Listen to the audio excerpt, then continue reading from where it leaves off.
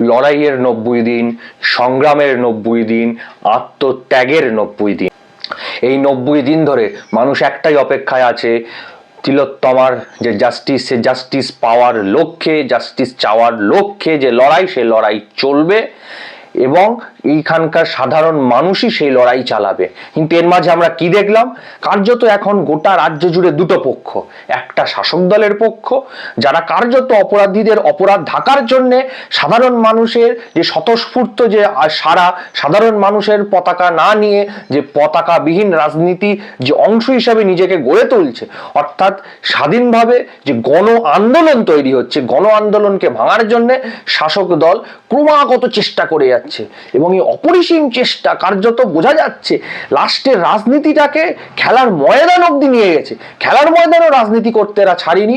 তিন প্রধানের কর্তাদের দিয়ে তাদের দলীয় প্রচারে নৈহাটির যিনি তৃণমূলের প্রার্থী, সে প্রার্থীর হয়ে তিনি প্রচার করেছেন তিনি খুব ভালো মানুষ এই বলে, তিনি খুব ভালো খেলোয়াড়, ভালো সংগঠক, ভালো দক্ষ সংগঠক, এই সমস্ত নানান কথা কার্যত এরা প্রমাণ করিয়ে দিয়েছে যে সমর্থকরা যদি তিলোত্তমার পাশে দাঁড়ায়, তার 180 ডিগ্রি অ্যাঙ্গেলে ঘুরে গিয়ে সেইখানকার ক্লাব কর্তারা কার্যত শাসক দলের পদলেহন করে। অর্থাৎ কার্যত স্পষ্ট দুটো বার্তা এখান থেকে আমরা বুঝতে পারছি।